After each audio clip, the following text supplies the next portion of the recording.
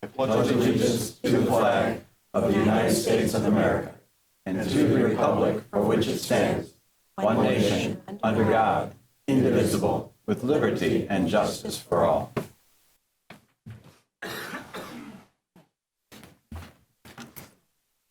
Good evening, everyone, and welcome to this regularly scheduled meeting of Bowling Green City Council. We're very pleased that you're all here this evening.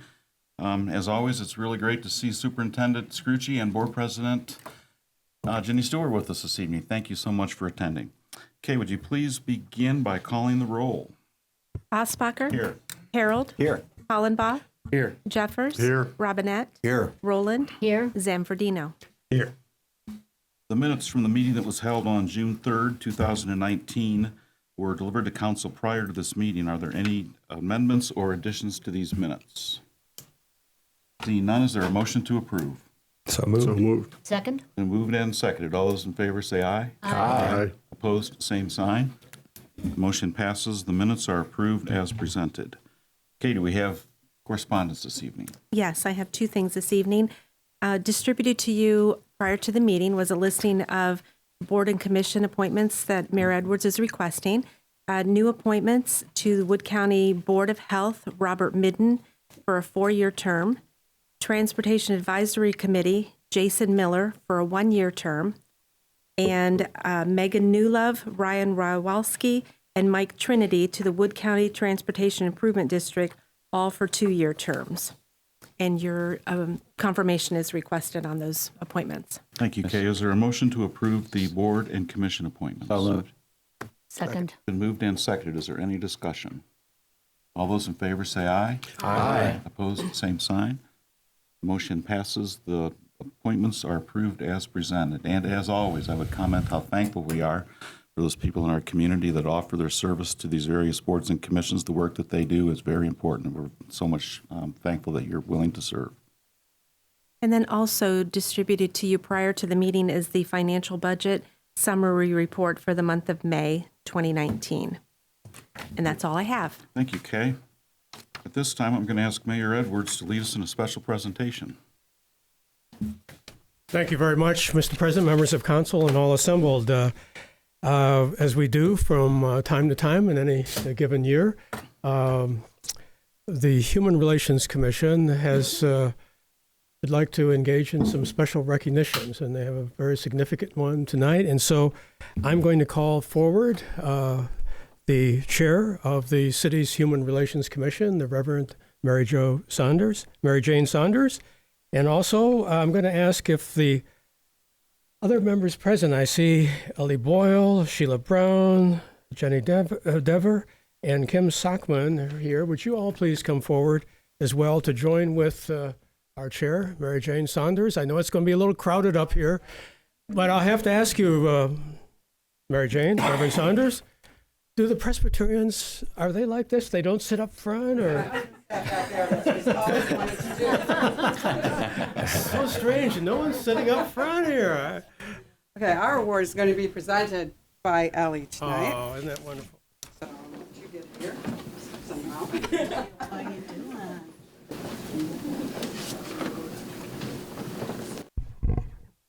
Hello, my name is Ellie Boyle, and I'm the high school representative for Human Relations Commission. HRZ presents groups and individuals who promote respect and diversity within our community with the honor roll. We encourage members of our community to fill out the nomination forms on the city website for groups or individuals you feel accomplish these goals.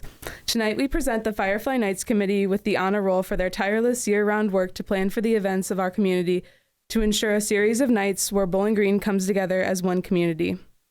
The Firefly Nights is a monthly summer festival in downtown Bowling Green that brings together all segments of the community for food, music, activities, and shopping. The idea for a festival began during a downtown business owners meeting to find more ways to increase foot traffic in downtown Bowling Green and to help bring Bowling Green together.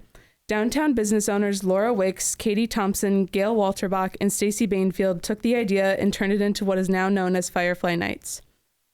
Through this event, they have been able to bring many people of Bowling Green together. Gail Walterbach, owner of Coyote Beads, said, "It's really diverse because it hits the young children activities from young adults to adults and older adults as well." She added, "It's really a festival for everyone." Laura Wicks, owner of Grounds for Thought, said that Bowling Green has made a commitment to beautify downtown and to make it one strong community, which this event promotes.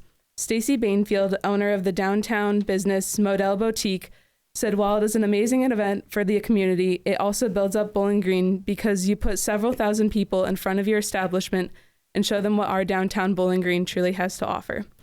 The group has already made sure that the event is free, so there are no economic barriers and everyone can enjoy.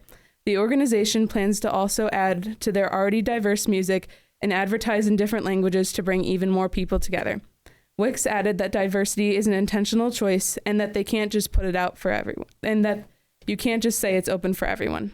The Firefly Nights team plans to actively pursue the diversity as the organization moves forward. The Firefly Nights organization was nominated for this award because the team of more than 100 volunteers works tirelessly to plan for these events for our community. They plan for all ages, families, and backgrounds to be included in their events so that everyone can have a good time. The Bowling Green Human Relations Commission is proud to recognize the Firefly Nights organization and to present Laura Wicks, Gail Walterbach, and Katie Thompson and Stacy Bainfield with the Honor Roll Award tonight. Congratulations.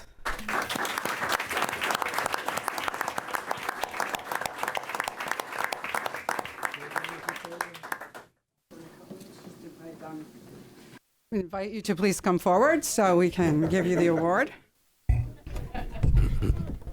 The Human Relations Commission Honor Roll Award recognizes and applauds individuals and organizations, local businesses who work together to promote diversity initiatives and work to improve the well-being of persons in need here, at home, or far away. And so we sincerely thank you for your efforts on this behalf, on this event, rather. Thank you very So, much. congratulations. And the floor is yours.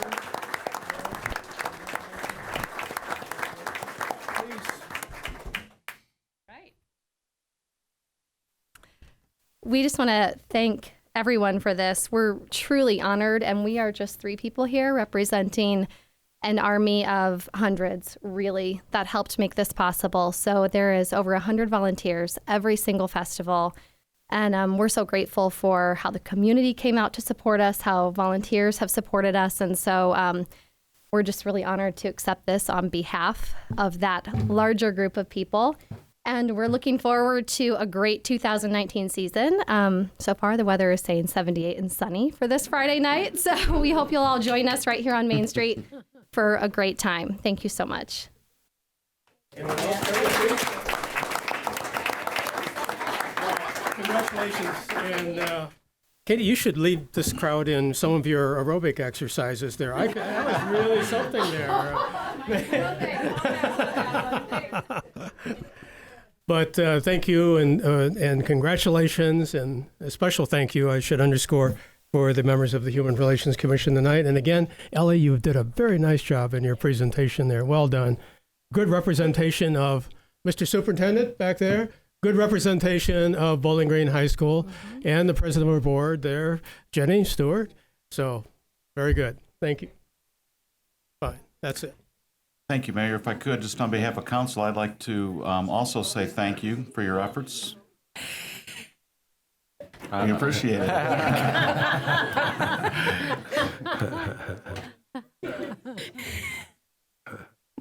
They wanted.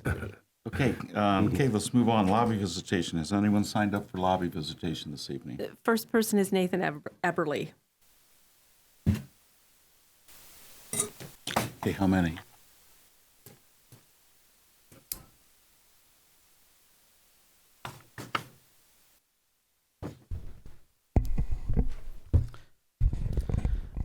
Nathan Eberly, 907 Sandridge Road here in Bowling Green.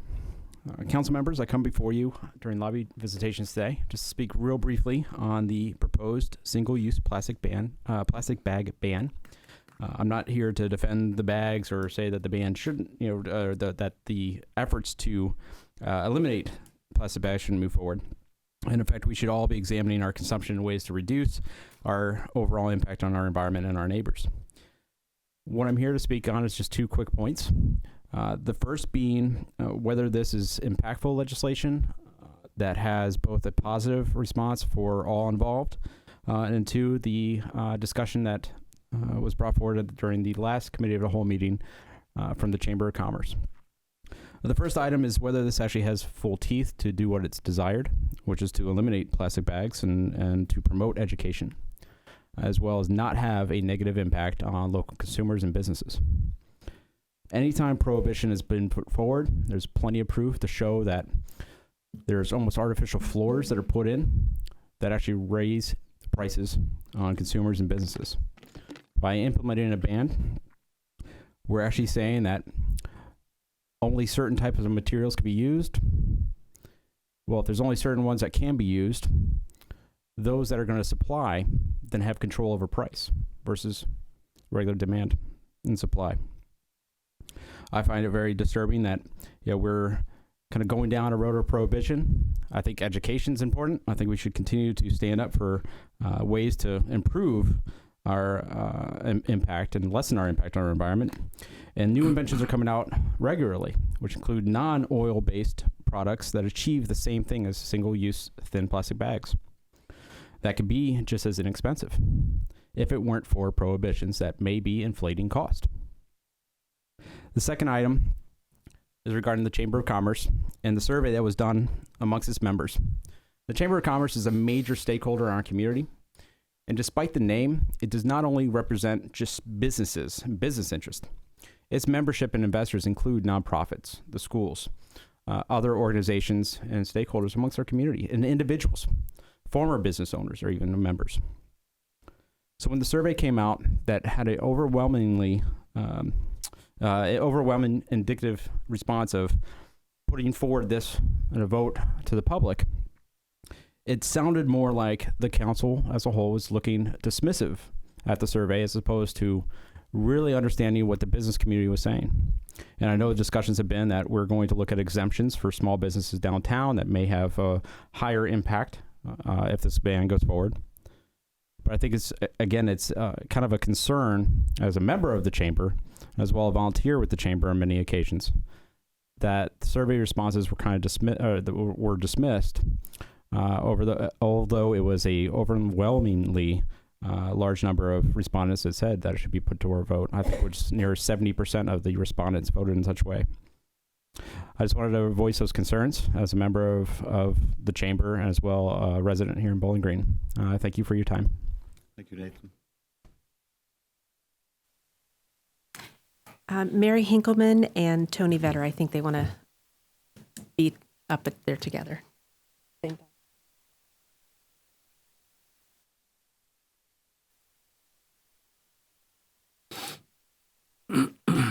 I publicly wanted to thank President Osbacher for addressing our governmental affairs project team on the impact of House Bill 6, specifically for Bowling Green. Thank you so much for doing that, keeping us enlightened.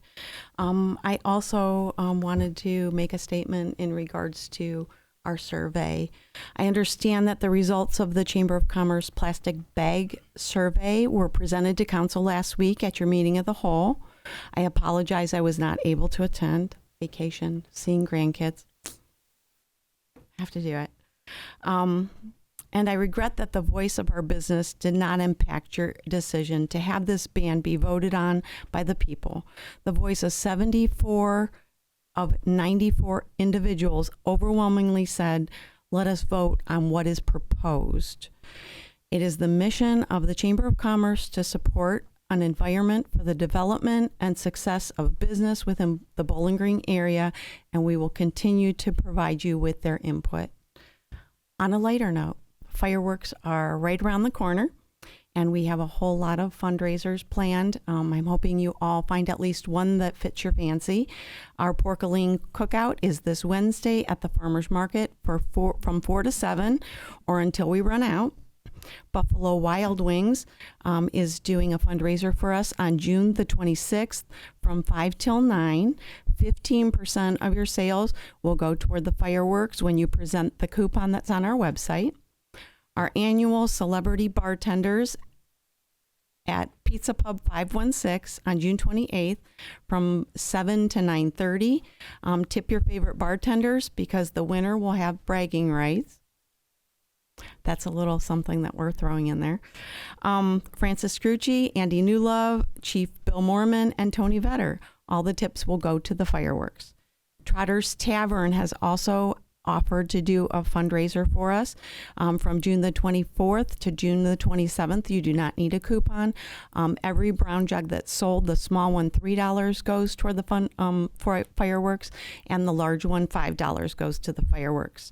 And Bob Evans gave us a call last week. We will have a fundraiser with them on July the 9th from 6 a.m.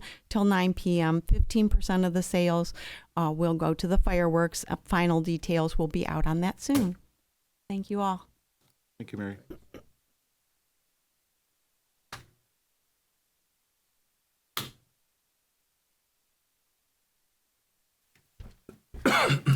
Hello, everyone. My name is Tony Vetter. I'm the director of Downtown Bowling Green Special Improvement District.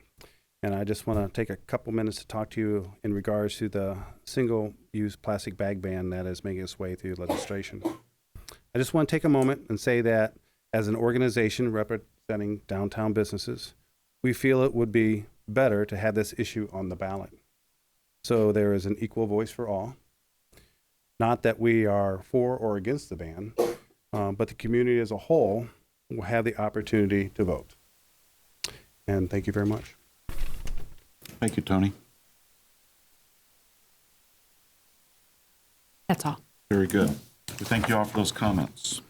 Mr. President, there was a common theme to these, and I'd like to say a few words, just a few. I'm confident that Council did take into account the survey, because there currently are 4 that were against putting it on the ballot. I don't think that's evidence that the survey was not taken into account. I can argue the point that the council members made, the 4 that do not want it on the fall ballot, that they feel that it's their job to make these decisions, and I certainly respect that. That's my, as I mentioned before, that's my default, is we're elected to make these kinds of decisions and do the research. There are, however, currently 3 of us, including myself, that have advocated for putting it to the vote of the public. And just in one sentence, I have advocated for that consistently because in this case, I think that council's role would be best served by coming up with the very best legislation possible, and then have it go to a vote of the people so that we can have community discussion and education before the vote is made. So I empathize, sympathize. I'm strongly in favor of the vote in November, but on the other hand, it's certainly understandable that those that currently are not in favor of that are viewing their responsibilities seriously. Thank you. Excuse me, next on our agenda is the introduction of new legislation. Mr. President, Mr. Robinette. I have an ordinance from the Planning, Zoning, and Economic Development Committee amending the zoning district map of the city of Bowling Green, Ohio for property generally known as 140 South Grove Street from S3 planned institutional and R2 single-family residential to I1 institutional zoning. Thank you, Greg.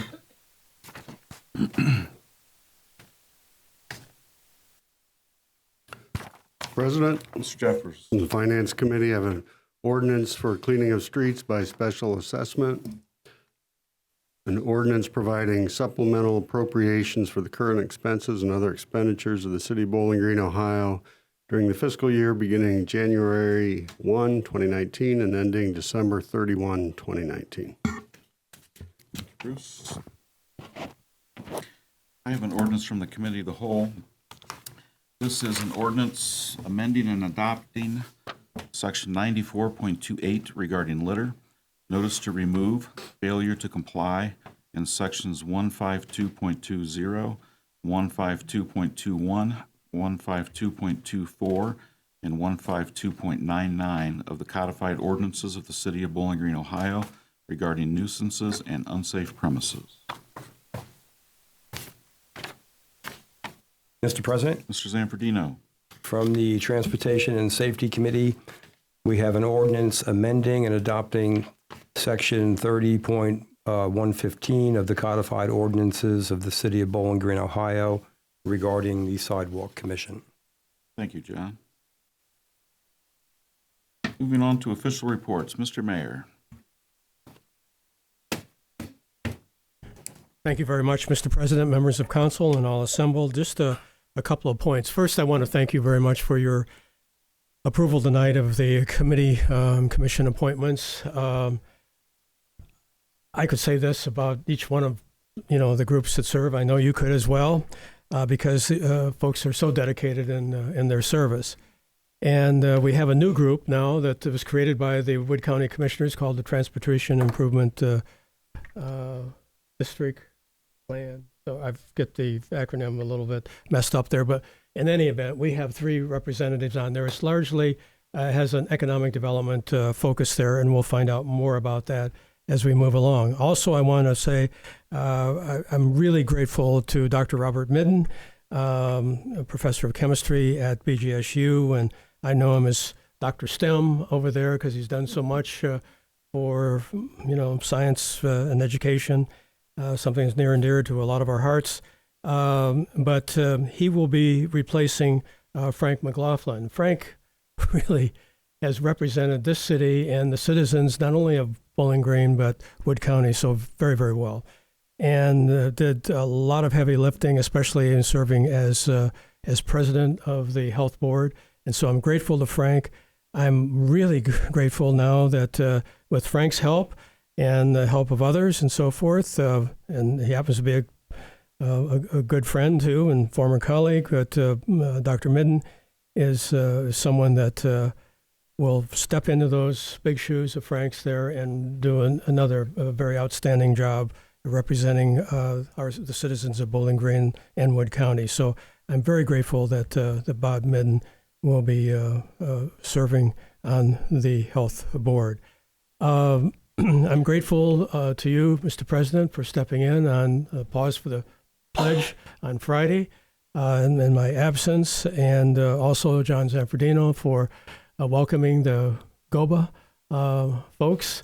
I know there's a little change in plans there because of the weather, and Wendy Chambers really had this all figured out. She had lined up in anticipation, I guess, paying close attention to the weather map and that working those arrangements out with the Fair Board and for that new facility there. And I trust that all really went well. So we'll be seeing the GOBA folks coming back at the end of the week. And I've had different people saying, well, what's going on at the fairgrounds? There are all those cars there. But I can't begin to tell you the number. What was it, 800 to over 1,000 people? I think 1,200 were expected. The weather might have impacted that, of course, but that was the number. Well, it's truly amazing there. And we had an interesting situation this afternoon. There's kind of a curious juxtaposition. At 3:30, we had a citizens action group. A number of our citizens and some of you were able to participate in that event. They're expressing concerns, deeply felt concerns about House Bill 6.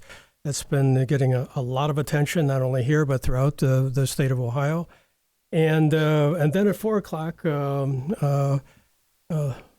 Municipal Administrator Lori Treader and I, along with our Director of Public Utilities, Brian O'Connell, had a direct personal meeting again with Representative Gambari. And we had on a conference line a person by the name of Patrick Telly from Columbus, who's a former member of the Public Utilities Commission of Ohio, and now serving as a principal advisor on energy-related matters to the Speaker of the House. We're through the House. Now we're focused on the Senate. But at least we tried once again in anticipation that this is something different will come out of the Senate, that there's going to be a conference committee, and we're trying to, and I thought we did a good job, and I'm especially grateful to Lori and Brian there for the really giving the particulars of our concerns and the financial impacts for this city.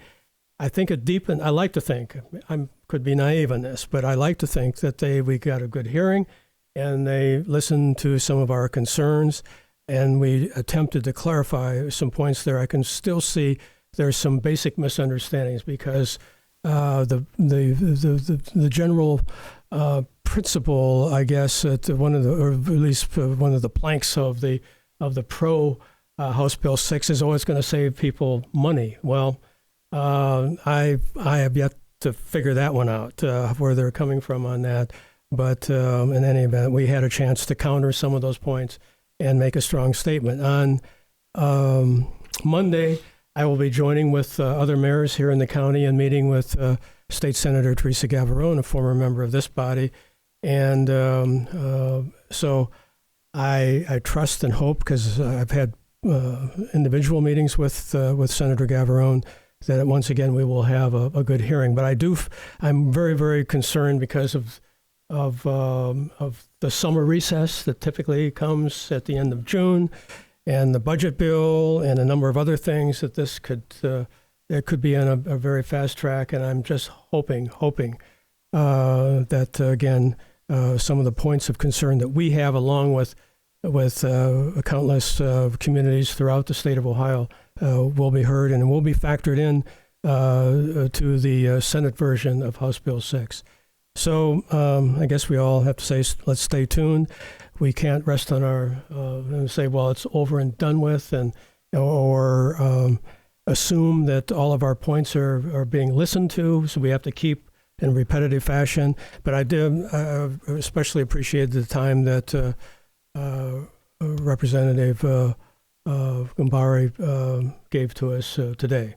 And I like to think he has a better understanding, a better appreciation for the complexities of the situation that we're confronted with and the potential negative impacts on a city like Bowling Green that's been trying to do for a good number of years some of the right things with the help of members of City Council, previous administrations, administrators, and trying to and pointing in the right direction for this community in terms of our future and not stepping back.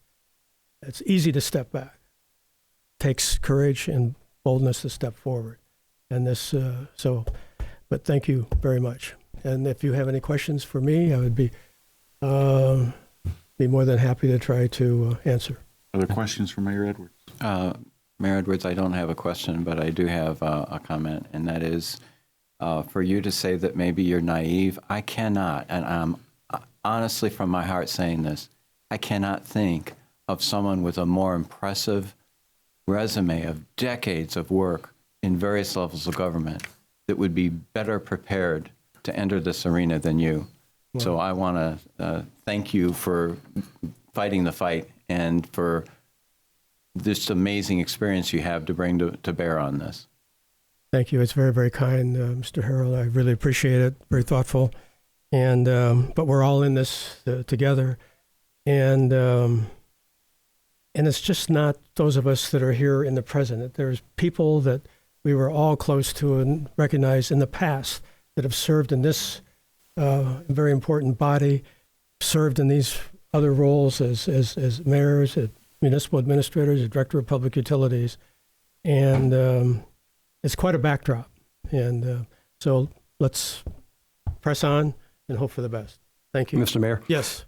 Speaking of backdrops, I regret the fact I didn't get a photo of you with the 25-foot inflatable pig in the background. But I just want to say thank you. That would have been really appreciated where we were once served down. Nadine and I were in eastern North Carolina, East Carolina University. Pigs are in. But thanks so much for all you're doing with this issue. Thank you, Mayor.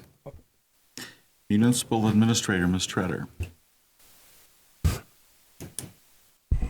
Good evening. I see our friends from the Firefly Knights have left, but I did in their kind of acceptance of the award, they were very humbled in sharing that with the volunteers. But make no mistake, those ladies are a force of nature. They dreamed up that festival, and when they came to our staff to begin working on it together, There were a lot of obstacles in their way. It's a lot of work to put on a festival, and they were really determined to do this for our community. And so I hope that we can all continue to support them in those efforts and volunteer if we're able, and certainly, celebrate them. It was really nice to see them get that award because we on the staff get the opportunity to see the behind the scenes work that has to go into all of that. My colleagues, of course, are a big part of it as well. But as community members, they really stepped up and did a fantastic job. So that was exciting to see them. And speaking of festivals, it is getting on to festival season. And we do have several events planned for downtown. We've been asked a lot about the fact that we have major construction in the downtown and we have festivals going on at the same time. The way the contracts are set up, contractors are made aware of commitments in the downtown. And so while we, of course, can't just make it go away, we have something called buttoning it up. So they try to, not leave open holes or put a cone over it. So this week we'll be working with them to get the Firefly area as buttoned up as well as possible. It's a trade-off because, of course, we want this work to continue as quickly as possible, and so we don't want to slow the contractor down. But we do work with them to balance that out so that our community continue to celebrate in the various ways that it does and welcome visitors into our wonderful downtown. Mary had mentioned that the fireworks are on July 3rd, and that will be at dusk out at BGSU. We've already held our organization meeting for this year, so we look forward to putting that on. And then just one quick housekeeping item. I've been asked by the press in the back to remind all of you to speak into your microphones. I think the way, if I recall, they kind of want you to go in here, but Jan's our designated I can't hear you person. If you see Jan standing up, that means she can't hear you. So we are doing our best. They, as you all know, they do a great job in communicating with our residents. They share information for those people that aren't here, and so we of course want to be able to let them hear what you are all saying. So that completes my report, subject to your questions. Questions for Lori? Just one point of clarification, Lori. They meant all of council or all of council but me? So I know it's probably impossible to have a definite date on this, but what are we looking at time-wise as far as the construction downtown wrapping up? Well, there are, two projects that are going back to back, and we're still, unfortunately, in the first one. Not only have there been challenges with the project, but the weather has not been our friend, as it's not been a friend to a lot of people this year. So this is connecting the water lines right now, and we still have the pavement work to do and all of the handicap ramps and, of course, the four corners, reinstalling the brick in there. So I don't have a new date for you. We will work on getting one. We're a little hesitant to give you one, but it is several more months of construction ahead. Okay.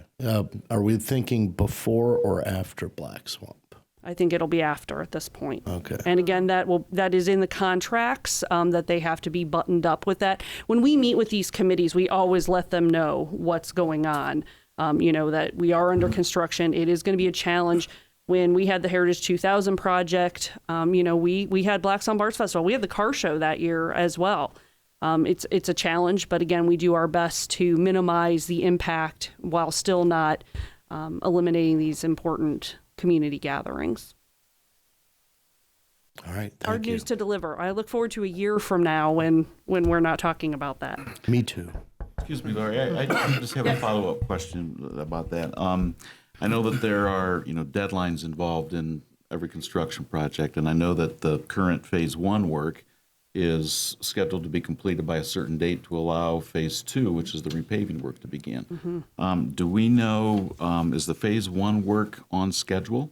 It is behind schedule. Okay, is there any discussion with contractors asking them to work any overtime, double up, try to get on schedule, meet schedule? And secondary question, are there any type of expedited damages involved with a contractor that doesn't meet the deadline? So the way the city structures its contracts, if there is a delay caused by weather, that will be granted to them, and our inspectors work with them. So I know some extensions have been granted. There is also a liquidated damages provision in the city's contract as well. I believe we've moved into that portion of the contract. If you'd like for the next meeting, I can get you those specific details. Okay. We are working with the contractor to expedite as quickly as possible, to put him in different areas. It has really been a very complicated and long process, and we feel very, we definitely have a lot of empathy for the downtown area. This is really difficult. Having things that are buried in the ground aren't flashy, they aren't exciting, but they're very important. And having brand new water lines is something, that wasn't done with the Heritage 2000 project. I can't go back and know why we didn't do it, but we are doing it now because we know it's important for the longevity of our downtown. But we do know it's awfully frustrating to be going through it. So we'll get you those details. Thank you. I believe that all of us understand the complexity of the project. I certainly do. And I understand, all of us are sharing and hearing from our constituents the frustrations involved with this. My question about whether or not they are considering any overtime provisions in order to catch up and keep schedule, is being considered, I think is a reasonable expectation. Mm-hmm. And so I do look forward to your answer on that. I think that all of us would hope that the contractors are making every effort to understand the impact that this is having in our community and would be willing to do their part to get themselves back on schedule and meet their deadlines that are contained in their contract. Fair points. Thank you. Thank you. Planning Director, Ms. Saylor. Good evening again. Wanted to let you know briefly that the next Historic Preservation Commission meeting will be on Friday, June 28th at 10 o'clock at the courthouse. Letting you know this because I want the public to know they're also invited. It will be a presentation from the Ohio Historic Preservation Office. We'll have a representative here. Our commission's had a lot of questions about the Certified Local Government Program. What does it mean to be a historic landmark on the register? A lot of general questions. So we're excited to have them here, especially at the beautiful courthouse. I mean, what better spot to really celebrate historic preservation? Also want to let you know that Not in Our Town will be having a summer celebration, a multi-faith celebration on August 4th from 4 p.m. to 6 p.m. at City Park. Hope you can attend. We'll email you the flyers as soon as they're done, hopefully this week. It will be a free cookout for the community. It's really informal. Really a secondary event to the breakfast, and really hopefully we hit some families and have some various activities. So just want to let you know, I know everybody's calendars in the summer get busy. Also want to let you know if you have any questions about the rezoning request from staff for the senior center, to please let me know. It's very atypical that we would really have the city reference having a zoning change. So again, just let me know if you have any questions about that. Otherwise, that's it. The questions for Heather. That meeting at the courthouse, is that at 6 p.m. or 7 p.m. or That what? would be 10 a.m. 10 a.m. on June 28th. It's a Friday. And we appreciate the representative coming here. We think it's the third or fourth time they've been here to really cobble Bowling Green at this point. So really happy they're able to come again, and our commission's really excited. So thank you. Great. Thank you. Parks and Recreation Director, Ms. Otley.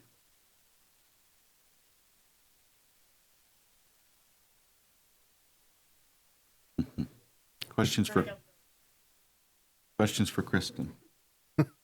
Thank you. We'll do what we can do. City Attorney, Mr. Marsh. Questions for Mr. Marsh? Utilities Director, Mr. O'Connell. Questions for Mr. O'Connell? Couple questions, Brian. So with House Bill 6, I understand the impact on the renewable energy credit market. Mm-hmm. I wonder if it would have any impact on our costs for the operation of our existing solar field, and if it has a negative impact on the possibility of an additional solar field in the future. The answer is yes, it will. To what degree it impacts solar, I don't have that number. The biggest impact really will be on the hydro projects. So out of the $1 million in revenue we get from selling RECs, plus or minus, about 600,000 of that comes from hydro, and we sell those RECs for say $5 or $6 a REC. And if we have to sell those RECs in other states, they're they're going to be less than 50 cents each. So you take a 10% hit on $600,000. You went from $600,000 to less than $50,000. I mean, that's a huge number. The solar REC still has some value outside of Ohio, but other states are starting to limit, what those values are for out-of-state RECs. So you may take a less money there. Plus, when you have RECs in Ohio that are being sold in Ohio, and then those all go to some other states, the demand actually, like I mentioned before, the demand goes down because Ohio's not buying them anymore, and the supply for the other states goes up, and so that naturally drives those prices down. So there will be an impact on solar RECs. There'll be an impact on the wind RECs. We get fewer wind RECs just because the amount of generation we have from wind is a lot smaller. But any project we look at doing, we try to consider all the financial revenue sources for that project. What are the expenses? What are the revenue streams we can generate from that? And RECs is always part of that equation. And so, we'll be looking at what happens to the REC market if you can't sell those or there's lesser value. I can't say that would outright cancel or eliminate a potential project, but that's something that needs to be evaluated in the future. We are seeing lower prices on solar, every year. This make prices come down more and more, so that will help to continue that drive. I don't know. I'm not sure at this point. Okay, thanks. Thank you, Brian. Right. Appreciate it. Public Works Director, Mr. Kraft. Very good, thank you. That concludes our official reports this evening. Are there any council committee reports? Yes, Mr. President. Mr. Robinette. First, I'd like to deliver a report from the Planning, Zoning, and Economic Development Committee meeting that occurred on the 3rd of June. On that date, the committee met to review the implementation recommendations in the East Wooster Street Strategy for Redevelopment document dated February 2, 2019. And after considering the document and the recommendations therein, the Planning, Zoning, and Economic Development Committee unanimously recommends the following implementation recommendations for each action. And I've presented paper copies of this list to all the members as well.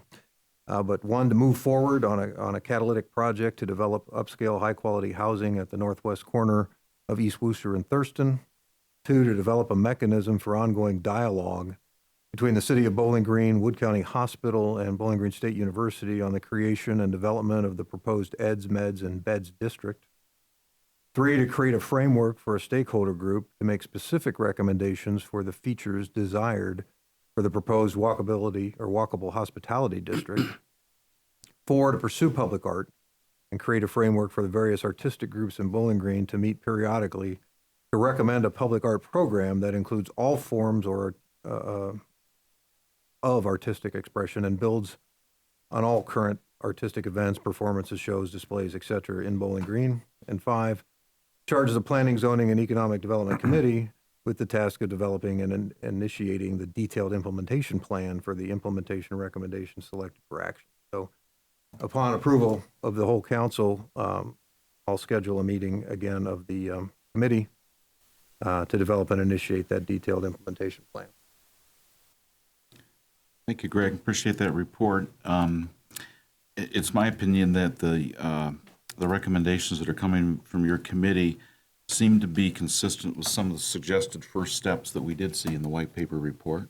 And I think that from my perspective, these are good initial steps, and will provide some focus, for the administration in steps moving forward. I know that all of us are eager to see some movement in some of these projects. The suggestion from the committee is that the full council consider endorsement of these recommendations moving forward. So I think that we should have a brief discussion about that, and I would ask council if there is any consensus to agree with these specific recommendations that are in front of us, or if there is any alterations or additions that we might want to discuss at this point in time. we'll open the floor for discussion at this point.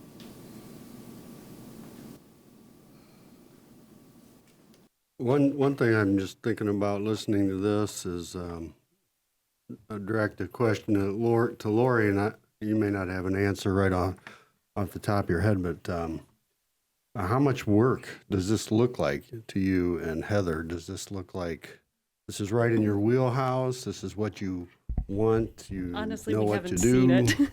Is that an extra copy by chance? Well, Lori, you could just think of it in terms of the general white paper recommendations, just, and I'm getting a little ahead of myself here, but, maybe we need another staff person to push some of these things through. Well, this is very helpful, and in working with Councilmember Robinette, is that because there were items on there, some of them directly in the city's control, others, that we're partnering with, and so forth. To have priorities helps, because when you get a big report like that, it feels overwhelming, and you feel like, where do I start?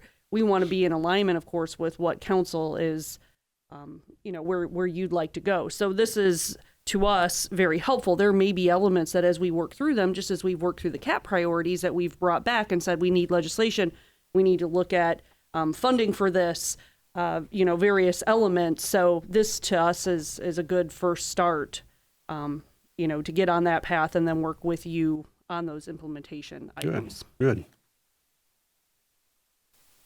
Very good. Any other comments? Seeing or hearing none, I'm going to assume that there is agreement and consensus on this. So Okay. we will go ahead and forward this information to Lori and her staff. And certainly Lori will welcome an opportunity for follow-up conversations with you in regards to implementation, in pursuit of progress in these goals. So. Greg, thanks for the work, and we look forward to working with Lori and Heather and the rest of the staff to see these things move forward. All right. And what I'd like to do is schedule another committee meeting, if you two are available, based on our current council calendar. The second meeting in July, 6 o'clock at the 15th of July, is open right now. And Bruce, if you're available, Sandy, I'm available. Yes. Then I'd like to schedule a committee meeting then, and we'll continue to we'll flesh out some of the details and some of the particulars that we're going to be asking for help with from the administration and other things that we want to move forward with. 6 o'clock? Yes, 6 p.m. Prior to the council meeting on the 15th of July. Got it. And then we'll discuss ongoing meetings at that time if they're necessary. Okay, thank you. Additional council committee reports. Mike, did you want to try and schedule a follow-up meeting on plastic bags? I was planning to do that, yes. Are there additional council reports before I get to that? Yes, we had a public hearing tonight. I think everyone was present, so I won't elaborate that. There were no public comments. And committee, everyone is unanimously in support of the legislation. Very good. Thank you. I did want to follow up on our committee of the whole meeting that we had last Tuesday. We did leave a couple of outstanding questions yet to be considered in regards to the proposed plastic bag ban, specifically discussion about the suggestion about the creation of a sustainability board or commission. I was hoping to propose this evening that we would have that follow-up discussion 1 week from this evening at 6:30 p.m. in these chambers, based on council's availability. I'm available. I am. I apologize for not proposing that date prior to this time, but I know that that's a priority discussion for all of us. So, Kate, if we could go ahead and place that on our calendar. What time did you say? 6:30. 6:30 on June 24th. Yes, I'm assuming that there will be a Board of Utilities meeting that evening. Okay. Okay. 6 o'clock better? Yes. Yeah, okay. Make it 6. Perfect. And Mr. President, for the last one, you put together an agenda. Appreciate that. Would we have opportunity for public input again at the beginning of the meeting next Monday? And We'll consider that, but quite honestly, my initial reaction is that through your committee process and at our meeting last week, we have solicited significant public input. That is true. We're at the point where we're discussing really one specific issue that relates to the creation of a board or commission. I'm not really certain that public input will be absolutely necessary in that, but we'll consider that, and we'll get back with you on that. And this is not going to be you may have some pushback on this, but in light of the comments tonight, would it be possible to briefly revisit the option of putting it on the ballot in November? I'll defer to the rest of council on that particular matter. My position is we had a very thorough discussion about it, considered all of the relevant issues in that discussion last weekend. As far as I'm concerned, the decision has been made. But again, I will defer to other members on council if there's any interest in revisiting that decision. Okay, bring that up next Monday. Thank you. Thank you. Any other council committee reports? Just a reminder that there is a Transportation and Safety Committee meeting July 1st. Yes, thank you, Kay. What date? July 1st. July 1st. Yeah. And at that meeting, we will be looking at the report that we received from the Bicycle Safety Commission about a month and a half ago regarding their suggestions for additional sharrows or bicycle treatments in town. Right, and specifically priorities, their priorities. Exactly, yes. Yes, the report they provided. Just as a us. reminder, but we asked them to come back with a prioritized.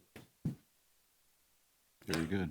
I think we've all seen that, but I'll route that again just to make sure. But yes, it was their recommendations to council. Thank you, Greg.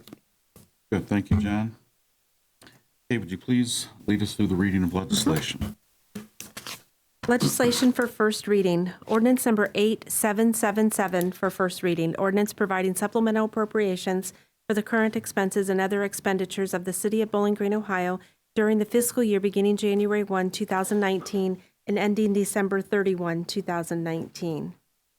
Mr. President, Mr. Jefferson. I move we suspend the rules and give ordinance 8777 its second and third readings. Second? Moved and seconded. Kay, would you please call the roll? Harold. Yes. Hollenbaugh. Yes. Jeffers. Yes. Robinette. Yes. Roland. Yes. Zanfordino. Yes. Osbacher. Yes. Motion passes. The rules are suspended for ordinance 8777. Ordinance number 8777 for second and third reading. Ordinance providing supplemental appropriations for the current expenses and other expenditures of the City of Bowling Green, Ohio during the fiscal year beginning January 1, 2019 and ending December 31, 2019. Mr. President, Mr. Jeffers. I move we adopt ordinance 8777. Second? It's been moved and seconded. Is there any discussion? Kay, would you please call the roll? Hollenbaugh. Yes. Jeffers. Yes. Robinette. Yes. Roland. Yes. Zanfordino. Yes. Osbacher. Yes. Harold. Yes. Motion passes. Ordinance 8777 is adopted. Ordinance number 8778 for first reading. Ordinance for cleaning of streets by special assessment.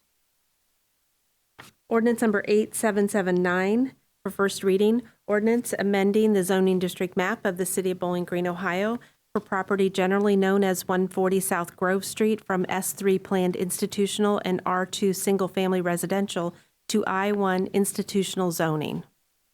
Mr. President, Mr. Robinette. I request that this ordinance be scheduled for public hearing on, I believe, August 5th would be the first post 30-day availability at 6:45 p.m.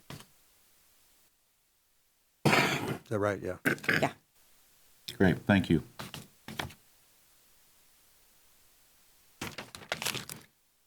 Ordinance number 8780 for first reading. Ordinance amending and adopting section 30.115 of the codified ordinances of the City of Bowling Green, Ohio regarding the Sidewalk Commission. Ordinance number 8781 for first reading. Ordinance amending and adopting section 94.28 regarding litter, notice to remove, failure to comply, and sections 152.20, 152.21, 152.24, and 152.99 of the codified ordinances of the City of Bowling Green, Ohio regarding nuisances and unsafe premises. Legislation for second reading. Resolution number 3733 for second reading. Resolution adopting the estimate of revenues for the year 2020. Resolution number 3735 for second reading. Resolution authorizing the City of Bowling Green to participate in the Local Park Improvement Grant Program and to file an application and accept grant funding upon grant application approval. Legislation for third reading. Resolution number 3730 for third reading. Resolution authorizing the mayor of the City of Bowling Green, Ohio, to file an application and enter into an agreement with the Ohio Department of Natural Resources for the purpose of acquiring financial assistance from the Nature Works program. Mr. Chair, Ms. Rowland. I recommend that we pass this proposed ordinance. That we take a vote to pass it. Is there a second?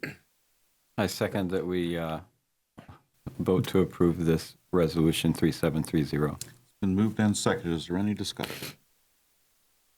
Jeffers? Yes. Robinette? Yes. Roland? Yes. Zanfordino? Yes. Osbacher? Yes. Harold? Yes. Hollenbaugh? Yes. Motion passes. Resolution 3730 is adopted. Resolution number 3731 for third reading, resolution authorizing the filing of a proposal and/or application with the Ohio Department of Transportation for grants through the U.S. Department of Transportation Federal Transit Administration as authorized under federal transit laws as codified 49 U.S.C. Section 5311, financial assistance for other than urbanized areas and funds available from the Ohio Public Transportation Grant Program, executing a contract grant for the fiscal year 2020 Ohio Elderly and Disabled Transit Fare Assistance Program, and 5339 and/or 5311 funding for capital and/or operating assistance, and executing a contract with the Ohio Department of Transportation upon grant proposal and/or application approval. Exceptional K, and Mr. President, I move. Well, you shook my language, Sandy. Yeah. I move that we adopt Resolution 3731. Second. Moved and seconded. Is there any discussion? Okay, would you please call the roll? Robinette? Yes. Roland? Yes. Zanfordino? Yes. Osbacher? Yes. Harold? Yes. Hollenbaugh? Yes. Jeffers? Yes. Motion passes. Resolution 3731 is adopted. Ordinance number 8775 for third reading. Ordinance levying a $5 motor vehicle license tax as authorized by Ohio Revised Code. Mr. President, Mr. Jeffers. I move that we amend Ordinance 8775 in order that we might add the emergency clause. Second. It's been moved and seconded. Kay, would you please call the roll? Roland? Yes. Zanfordino? Yes. Osbacher? Yes. Harold? Yes. Hollenbaugh? Yes. Jeffers? Yes. Robinette? Yes. Motion passes. Ordinance 8775 is amended by substitution. And now, Kay, I'm not sure if I need to add the emergency clause. We already added it, so now we just need to adopt the emergency clause. All right. I move that To adopt. adopt The ordinance. emergency. The No, emergen- the I move that we adopt the emergency clause. Thank you. Second. It's been moved and seconded. Kay, would you please call the roll? Zanfordino? Yes. Osbacher? Yes. Harold? Yes. Hollenbaugh? Yep. Jeffers? Yes. Robinette? Yes. Roland? Yes. I went for a paperclip and I got a virus or something in Is there a gas leak? It's the paperclip. The motion passes. The emergency clause is adopted for ordinance You did 8775. very good, Mike. Let's Thank you. focus, folks. Mr. President, Mr. Jeffers. I move we adopt ordinance 8775. Second. Been moved and seconded. Is there any discussion? I can understand us getting flustered, but when Kay gets flustered, that's like there's something wrong. Okay, would you please call the roll? No, yes, Mr. Osbacher? President. Oh, I'm no, sorry. I was Okay. waiting for Bill to Please. finish. I've thought about this one ever since it was introduced, and taxes I always give great consideration to, and I'm generally a skeptic. I do honestly believe that responsible city government must raise and spend money on infrastructure and safety, such as police and fire, but I don't know that this is necessary now. I do know that in our 2020 budget, we're going to have the option of considering the funds that will be generated from the fuel tax, at the increased fuel tax at the state. And I personally would rather see us get through the 2020 budget process and live through 2020 before we institute a new tax on our citizens. And just recommend that we continue to be good stewards of the taxes that we do already get from our citizens and not add this new tax at this time. It will be available in the future if we want. Thank you, Greg. I appreciate those sentiments. Devil's advocate, I'm not absolutely certain that we can take for granted that it will be available in the future. We've seen the whims of the Ohio State Legislature as it relates to supporting efforts of local communities to invest in their infrastructure. In this instance, I believe that this is a good move for us to do. Certainly, all of us are hesitant to impose additional fees on our residents, but I think that all of us would also agree that we've heard consistently in the recent past that concerns with with our infrastructure frankly decaying. We're not keeping up with necessary repairs in roadways. And it's my opinion and my understanding that revenue that will be generated by this will go directly into our street fund. So we will be directly investing in our infrastructure. And I just can't see how any of our constituents, any of our citizens can, considering the condition of our roadways and our infrastructure, can fault us for taking this move when it's made available to us. Just my opinion. Mr. President, go ahead, Bruce. Even before the recent construction work in downtown, as we've talked about, we've seen for several years that our streets in general are decaying, and we're not able to keep up with the maintenance required. The state of Ohio had the opportunity to increase the gasoline tax. They did raise it some. They chose not to raise it to a higher level that they might have considered. So this is kind of a response to that, Greg, to some extent. And as Mr. Osbacher mentioned, this money will go directly into street repairs. I think it's really needed. Mr. President, I add that much of what Bruce was saying, my recollection of the gas tax issue was that municipalities requested more money than the state was willing to give to us. No surprise. But the state did concede to us by allowing us to raise the motor vehicle license tax by $5. So it was a tick for a tack. They didn't give us the amount of money that we wanted, that all municipalities were asking for. It wasn't just the city of Bowling Green, but they did allow this. So I think this is our one opportunity to seize it. I would hate to see the state offer it and us turn it down. And I agree with you, Mike. I'm not certain it's going to be there in the future. We can't be sure. I fully understand Greg's position. I think we all have a hesitancy before we ask for more or get more money from the citizens. But in my interaction with citizens, it's consistently a concern about the roads. And I can tell you that from my time on council ages ago, that was a concern even back then when there was considerably less road. So this is targeted, it's not onerous, and so I would say that the citizens would support this. And again, that's not to diminish what Greg said, because it's a very valid point that we should bring up every time we have a chance to raise taxes in some fashion or form. So I'm in favor of it because of what it will be used for. Additional comments? Would you please call the roll? Osbacher? Yes. Harold? Yes. Hollenbaugh? Yes. Jeffers? Yes. Robinette? No. Roland? Yes. Zanfordino? Yes. Motion passes. Ordinance 8775 is adopted. Ordinance number 8776 for third reading. Ordinance authorizing the Utilities Director to advertise for bids and enter into a contract or contracts to replace the ATAD tank covers at the Water Pollution Control Facility. I move to adopt ordinance 8776. Second. Moved and seconded. Is there any discussion? Okay, would you please call the roll? Harold, Yes. Collenbaugh, Yes. Jeffers, Yes. Robinette, Yes. Roland, Yes. Zanfordino, Yes. Osbacher. Yes. Motion passes. Ordinance 8776 is adopted. And ordinance 8771 comes off the table automatically. Mr. President, Mr. Robinette. I move to adopt ordinance 8771. Second.